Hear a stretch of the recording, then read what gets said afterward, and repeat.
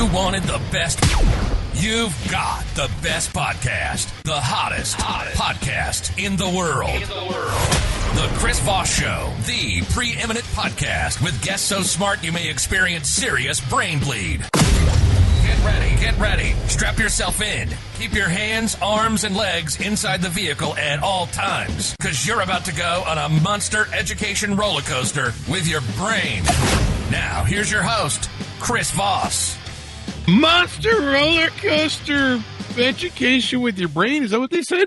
Oh my gosh. Welcome, guys, to the show. Welcome. Chris Voss here from thechrisvossshow.com. If I'm not from thechrisvossshow.com, well, I have no idea where I'm from. So, yeah, don't ask me.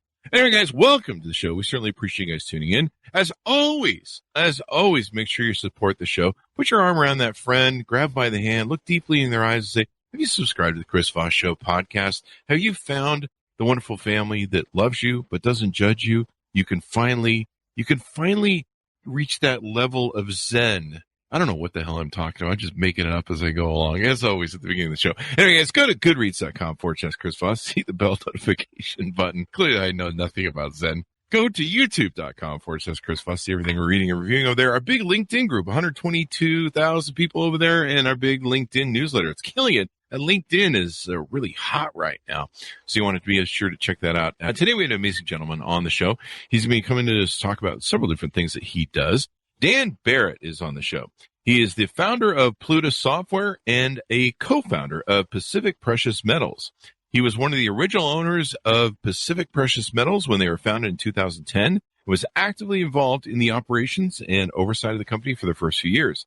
This led Dan to found Plutus Software, which provides a point-of-sale software system to other bullion, coins, jewelry, buying, and collectible paper money industry.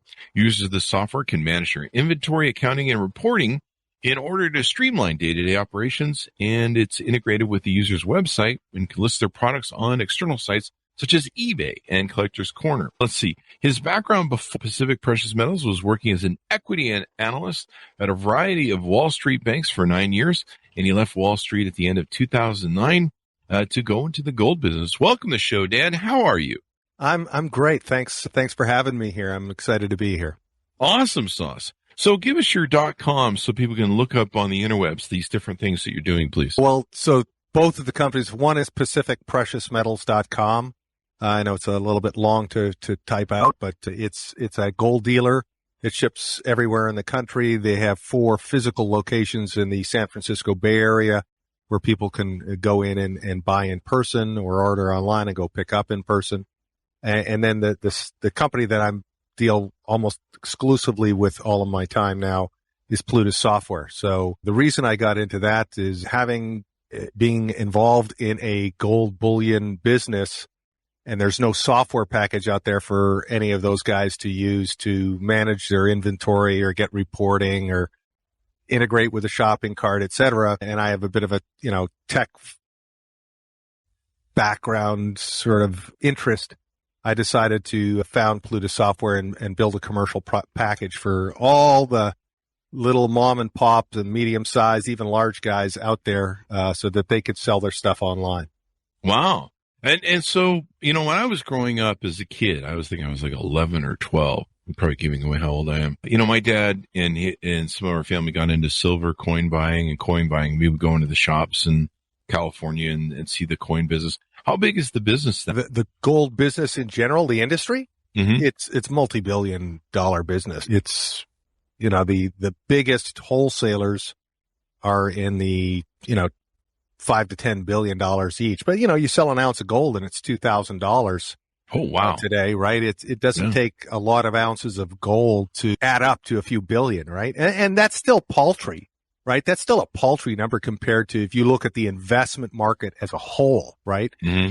Bonds, equities, all that other stuff, right? That's trillions. That's trillions of dollars. So it's pretty tiny industry, at least today, right? There's been a big shift since COVID started. People are putting more money into physical assets, and one of those being, the traditional store of wealth, which is gold. Yeah. I was just going to ask you about that because I know, the market's starting to, we're starting to see the turn from, buying into stocks and stuff, and bonds are, I think, on their way back up. There's always that shift of money when we move into recessionary times. I would imagine this is a good time for the business. It's since COVID started, it's been a great time to be in the business.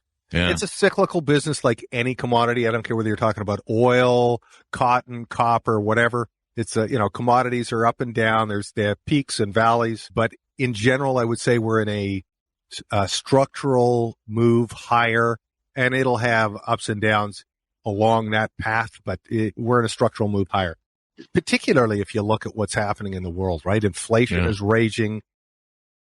We're likely headed to a recession by the end of the year, but then the Fed has to cut or raise interest rates going into a recession, which is the opposite of what they normally would do to try to combat inflation. So we got the Ukraine war. We've got all these other issues going on. We still got COVID. I mean, look what they're doing in China right now. 400 million people locked in their apartments. It's a good time to be in a safe haven. Yeah, and people like gold for that safe haven thing. It's kind of funny, the price of gold. I come from the old Wall Street era where the attitude or the accepted thing was that gold would never break 800. There was no reason for it to ever be over 800. Like, it was always that was the peak zone. Clearly that's been thrown right out the window. But, I remember for a long time, everybody be like, once gold gets 800, that's pretty much it there. Yeah. Gotta sell and people would be arguing about it. They're like, no, gold could go higher. And people, but yeah, it's something that people want to definitely be into. So tell us more about Pacific Precious Metals. I guess we'll start there and then we'll get into Plutus software. Tell us more about what they carry, what they sell. What am I looking to buy when I go there, or what interests should I have? Well, I could give you that little spiel. I mean, so they started I started the business, right? But I think of them as they now because I don't really have a lot to do with the day to day. They offer people well-known investable grade physical gold, silver, platinum products, right? So that could be anything like a U.S. Gold Eagle, 1 ounce coin, half-ounce coin, could be a Canadian gold maple leaf, could be silver eagles or silver maples. And then there's a variety of private makers like Pamp Swiss and Credit Suisse and Valcambi, et cetera, from Switzerland that are, you can take these products and you can sell them to any dealer on the planet.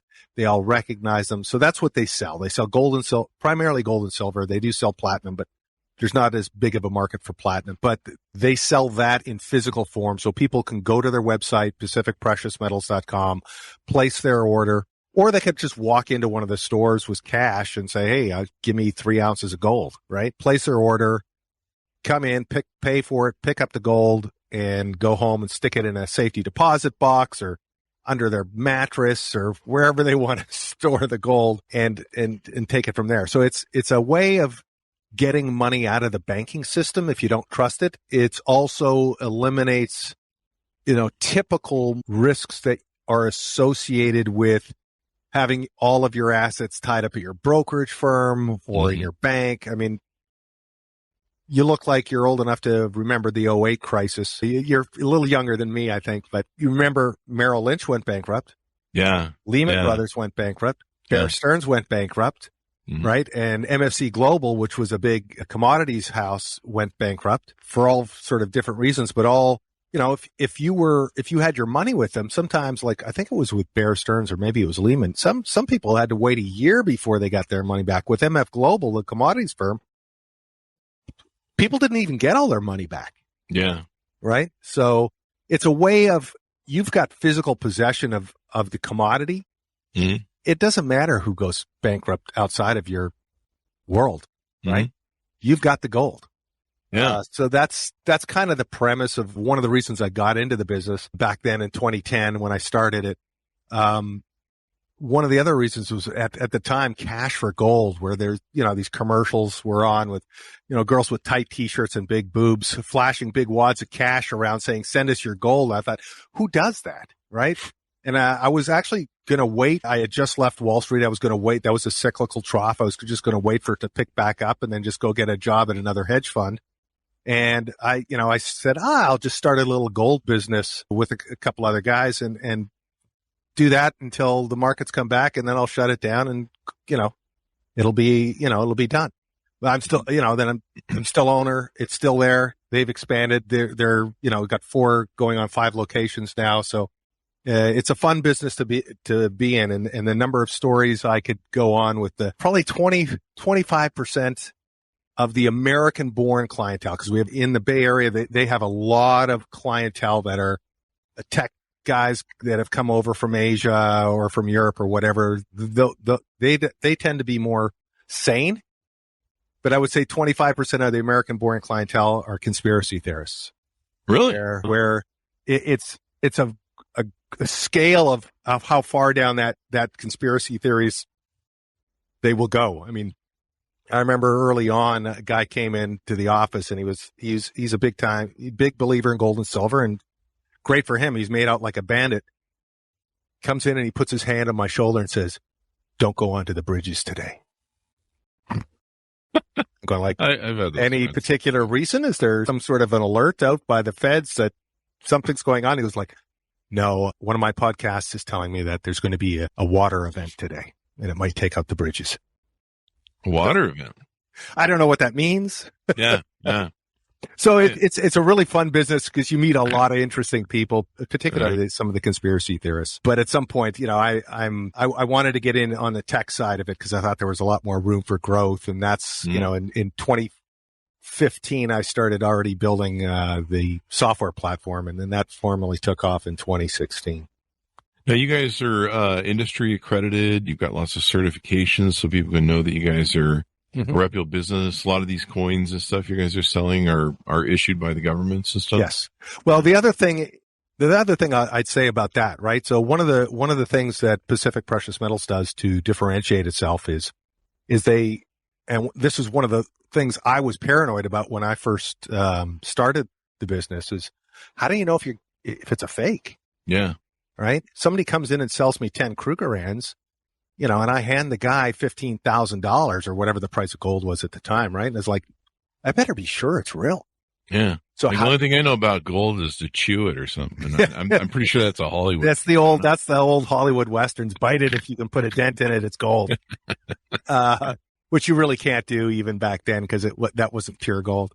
But so I bought a bunch of test equipment, right? For the X-ray fluorescence, specific gravity. Now we've got other things like, it tests the electrical conductivity on the inside of the coin, make sure it matches gold. So there's a variety of different high-tech testing that they do so that when clients go in and they want to take the gold with them, you can put it on all these different test machines and say, that says it's gold. This says it's gold. That says it's gold. Hey, if it looks like a duck, it quacks like a duck, and it walks like a duck, I'm going to conclude it is a duck, right?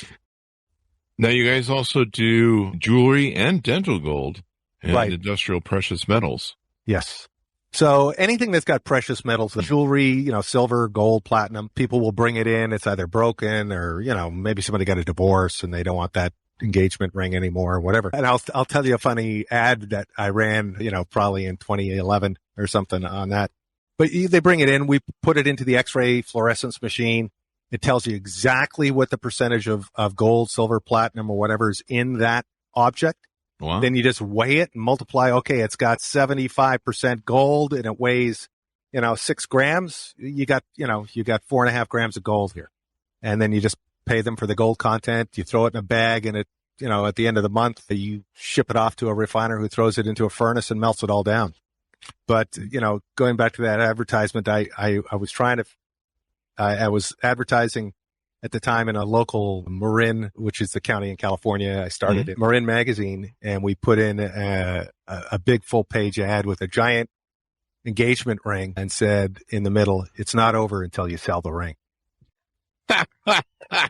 There's about an 80% divorce rate in Marin, right? Or 78% or some crazy high number. So yeah, it was pretty funny. You don't have closure until you sell the ring. Get closer today. Call it. Looks like I guess the dental gold. That would be great if you can come across some rappers who decide, I don't know, to leave the business. How much is in your mouth? About 45,000. Holy crap! I'm gonna punch you in the face. No, I don't recommend that. So people can sell their jewelry. You probably pick up. I know it's estate sales or one of the things on there. If someone has an estate, or Maybe they're somebody passes away and they're going through all their stuff. It depends. Yeah. Some people have gold coins and bullion and other different things that they can take into Pacific Precious Metals and sell. Cool. Anything more we need to know about what you're doing at Pacific Precious Metals? Probably not anything, but if you're in the Bay Area, you don't have to be in the Bay Area to buy from them. They ship anywhere in the country. It's fully insured. It's, it doesn't belong to you until you sign for it. So, there's virtually no risk in ordering and getting stuff shipped to you from them. And they're cheaper than any of the big online only guys. So no downside, really. No downside. And you guys buy and sell in that sphere. Correct. So people can walk in one day and buy from you, and a week later, if they change their mind, they can come in and sell to you. If I bring in my wife who has the gold band that I want to sell on the ring, can you give me some cash for her too? Can you just take the an extra deal? And you get an extra $10. Right, extra there you $10. go.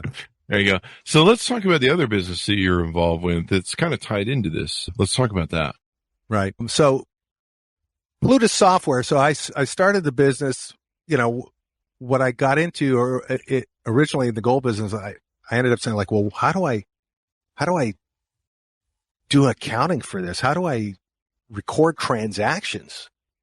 And so I at the time I helped out the guys that were actually running it day to day. I said, all right, let me call a bunch of other dealers as well as all the wholesalers around the country and find out what software do they use, right? There's got to be some software package that's tailored to this industry. And there wasn't. A couple of the big wholesalers would say, yeah, we spent a couple of $1 million building our own system. There's nothing out there. So I had a choice of, okay, I can build one specifically for Pacific Precious Metals, or I could build a more robust version and make it a commercial package and sell it to all these other dealers all around the country. So that's the path I chose because I think it was more scalable and had the potential to be a much bigger company than, one, at the time it was only one bullion shop for Pacific Precious Metals. And it's building softwares like any other construction type activity. It takes you 3 or 4 times longer than you think it's going to, and probably 3 or 4 times as much as it costs as much as well.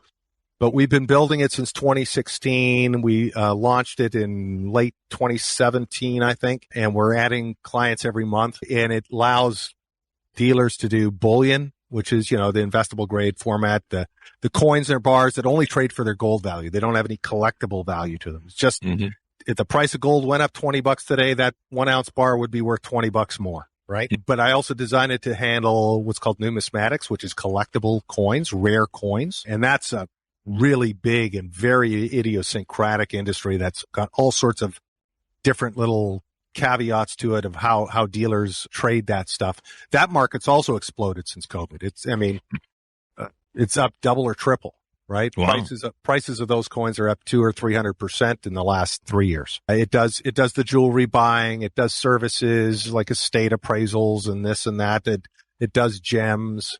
It does paper money, collectible paper money. I don't know if you've ever seen some of that old U.S. paper money. I never really saw any of it till I started going to these coin shows to talk to dealers to find out if they were interested in my software. But some of this old paper money, the artwork and the bills were all bigger back before 1913, right? They were much bigger than our current $1, $2, $5, or $5, $10, $20 bill. And the artwork is just unbelievably amazing on that. And I guess it makes sense, right? Back then, it's not like anyone had a printer or whatever. So you had these really elaborate pieces of artwork with probably much less technology involved in a current bill. And it would be very hard to fake 100 and something years ago. So we also support that. So people who buy and sell that collectible market, and we'll continue to expand. I'll add more categories. I may even branch out of the collectible industry into other industries where it's applicable, where the software kind of suits that model. So that was kind of the nature of how I decided to get in, what it'll address. And it does a lot of things for these guys, right? Like don't have a website, or the website's like some little static website that hasn't been updated in 10 years. And so we give them a brand new website and their inventory is linked right in. So if they buy something, it's instantly on their website for sale as a collectible piece of coin or money or bullion or whatever it is. We feed into the accounting system into QuickBooks. We can let them list it not only on their website, but we have a feed directly into eBay where they can list those products on eBay as well as another collectible site called Collector's Corner. So it's expanded a lot over the years, and I think it's become a really robust offering as far as for this industry. And it's a pretty small industry. It's maybe 5,000 dealers across the country, right? And I'm not talking about pawn shops. The software is not suited for pawn shops, but it's for, dealers aren't into pawn, but are into the collectible side and are into bullion and coins. So it's not a huge market. So I have no competition, and I haven't had competition That's awesome. for 5 years. Right? That's awesome. There's been a few guys that have tried, but they all come at it from, a collectible coin guy will try to build a product, but he's only thinking about the collectible coins. Mm-hmm. And then maybe one other guy will think about just the bullion side, but I've got one that handles all of that stuff that almost all of these dealers do a little bit of in their shops, wherever their shop might be located. That's pretty cool. I mean, you have the background to think of everything. Looks like I missed a question. We had a couple questions. Somebody asked price per ounce. I think we covered that, what it is right now. This is another question. Can it be leveraged like a CD with buying gold? This is kind of... No, you can't really use leverage when you're buying gold. You could potentially, if you're buying physical gold that you're taking possession of, right? Mm-hmm. Unless you can find somebody that's going to lend you money and they hold the gold as collateral, I don't think you'll be able to use any kind of leverage for physical gold. Like you can't just go get a loan against it or something. Yeah, you might be able to, but even when I originally started Pacific Precious Metals, I called up the bank to say, do you do sort of financing for inventory? And as soon as I told them it was gold, they didn't really have any interest. Wow. Right? If it was a home where the price is pretty stable, but gold, it fluctuates too much. Right? Plus, you can always find a home if you need to go look for it if it disappears, and get your money back. Yeah, that's right. It used to be right here on this street. I don't know where the hell it went. Where the hell did it go? I don't know. So there you go. Well, this seems pretty interesting, and it's there's so many of these companies nowadays. I'm still baffled at how many retailers that have mom and pop retail shops that don't have a good website or a website. I know. It's with COVID, there was a lot of people that got caught with their pants down, especially restaurants where, they didn't have either a good website or, one that could be converted to delivery and. Right. Or, hook up with DoorDash or Uber Eats or whoever. It's just like, what do you guys think? Now they all are, right? Yeah. Now a lot of them are.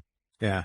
So it's good that there's out. And I mean, what do you want to share any speculation that you might have of what the future might be of gold? I mean, we're kind of in my speculation, 2 to 3 year trough. I think inflation's gonna be bad for another year or two. Might get really worse. The Ukraine thing isn't helping, and that thing's gonna drag on probably for a year. Could be longer. Unless somebody takes Putin out, I can't see how it doesn't drag on, because we're not certainly stepping up like we normally do in the Middle East, for example, where, we just send in our planes and take out the aggressor. Yeah. He's a bit bigger of an adversary. I agree. I think we're in a bit of a trough. We might actually I think we'll be in a recession by the end of the year. Yeah. Especially if you look at the yield curve, right? Where usually a lot of people look at when the yield curve flattens it. In other words, the yield on long-term rates, 10-year, 30-year, are lower than the short-term rates. That's usually a pretty good indication that we're on the cusp of a recession, and we're getting pretty damn close. I think we crossed over briefly a few weeks ago, but we're moving again that way. The Fed's tightening again, like I said earlier, the Fed's tightening into a recession. Yeah. Try to slow down inflation, but I think it's going to be a hard landing rather than a soft landing. And then if you look at some of the other big economies around the world, I mean, even today, China devalued. Yeah, they took a big hit. Yeah, devalued, and the yen is crashing, and they've been trying to do yield curve control for years now, trying to keep the Japanese government bonds lower than 0.25%. But they have to keep going out and printing more money to do that. And now the yen's crashing, and then they asked Yellen last week to help them intervene to keep the yen up. And she said, take a hike. So there's a lot of central bank monetary policy that's all pointing to further and then add to that things like Putin invading the Ukraine, and us sort of having a proxy war with them. It's all going to be good for gold, but I think we're headed for a deeper recession. Yeah. I don't know when the market will bottom. The stock market I'm talking about. I wish I could predict, and if I could predict, we could get together and raise a bunch of money, and we'd make trillions, billionaires. Yeah. But I think we have not yet seen the lows, and we'll have to see what the Fed's actions are. I think there's talk of 50 or 75 basis points on this next hike. Yeah. Coming out of the Fed. The problem with the Fed, I own a mortgage company for 20 years, so I live by the Fed. The problem with this Fed is they are behind the eight ball. They should have moved a long time ago, like last year. They should have started moving. And so now they're going to have to overcompensate. And I know what that feels like under Volcker and Greenspan. Right. And especially if you start going back to Volcker shit. Oh, we really have some fucking problems. So hopefully we're not that bad. Cause I mean, when we go to 21, 20, God knows what, 20% interest rates and stuff. But so you have that. The other thing that no one really talks about too is the $8 trillion that the Fed gobbled up to sit on to buy up assets to keep the economy afloat during the COVID, especially in the first days. I mean, they're buying like 12 trillion a day or something to keep us afloat. And they're sitting on the largest bank of money they've ever sat on before. Now they have ever printed before. Yeah. They did that during the collapse with the 2009, 2008. They sat on, I think it was about 4 trillion or 5 trillion. I think their balance sheet got up to about 4 trillion. And it took them 10 years to wash that out. And it never really got washed out completely. No, really? I think they started reducing it. Wasn't it in 2017? Maybe you remember 2017 where the Fed started quantitative tightening. And they started doing they started selling the assets they had on the balance sheet, right? Mm-hmm. And the market tanked, right? The market, it was it 2017 or 2018 where we dropped, 15, 20%. And then that got people worried. And then the Fed just reversed course. Yeah. So did they do that this time when inflation's at, It's so crazy that maybe they can never dump that money. But when I was watching the Fed conversations lately, especially one of the Fed board chairs was on, I think, one of the ABC Sunday shows, and she's like, yeah, we're going to start letting that money loose. And I was like, and it was really subtle, like, yeah, we really think that things are going to be positive in the future, but we're going to start letting that money loose and trying to drive down that portfolio. And I was like, that's not like a good thing. Like, that's not going to help us. No. So yeah, I think definitely gold is definitely going to go for the future. And who knows, I mean, at least you can trade it during the zombie apocalypse. So, or maybe you can, or I don't know how that works. Zombies love it. Yeah, I mean, everybody's like, I can't wait till COVID's over and the world goes back to normal. And then Russia's like, hold my beer. So, there's that. I've been seeing the warnings of the inflation, though, pressures for farmers and stuff on TikTok, of all places. About 8 months ago, I started seeing farmers talking about, hey, here's our load of onions that we have, and you guys need to get ready for what the inflation, because it's going to cost a bundle. And this was like 8 months ago. And, farmers just talking about what it was costing. And they're like, it's going to get passed on. Yeah. And then, now with supply chain issues and then the Ukraine. I mean, I didn't realize how much Ukraine feeds the world. It's like, I didn't realize they were as big of an exporter as they are. Yeah. I mean, luckily for the United States, Canada is also a really big exporter, right? Yeah. So unless Putin decides to invade them, they're probably, barring weather or whatever, something else that happens. Turns out Ukraine is like huge in fertilizer. Yes. Which everyone needs. Russia, plant food, and Russia, Ukraine, and Canada account for almost all the potash and stuff that comes out of, into the export market. And we need that to grow food cheap. Yeah. Ugh. There you go. Anything more we need to touch on what you guys do at your companies? I think that covers it. So, if you're a dealer out there and you're looking for some software to increase sales, manage your costs, et cetera, our product is not called, the corporate name is Plutus Software, but the product's name is Aureus Point of Sale. Aureus is the ancient Roman gold coin, Aureus, and it's amazing how many modern collectors of coins don't even know that. But aureus is the ancient Roman gold coin that was used for, 600-700 years as the main gold coin in the world for trade. So it's aureus point of sale. If you're out there and you're trading in the bullion or coin or collectible market, have a look us up, aureuspos.com, and we'll be happy to give you a demo. There you go. Give us the other .com if you would too. Sure. Please. Pacific Precious Metals, Pacific like the ocean, preciousmetals.com, right? They got a nice website. You can order right online. You can call them and talk to a person. It's not all just chat bots. So, and they're cheap. There you go. And you could have it shipped to you anywhere in the world. Well, we'll ship to anywhere in the U.S. Oh, okay. Anywhere in the U.S. then I stand corrected. All right. Well, thank you very much for being on the show. We really appreciate it, Daniel. Hey, thanks for having me, Chris. I appreciate the opportunity. Thanks for coming on. Thanks to my audience for tuning in. Go to youtube.com/Chris Voss. Go to goodreads.com/Chris Voss. Go to all our groups on Facebook, LinkedIn, Twitter, and all those great places across the internet. Thanks for tuning in. Be good to each other. Stay safe, and we'll see you guys next time.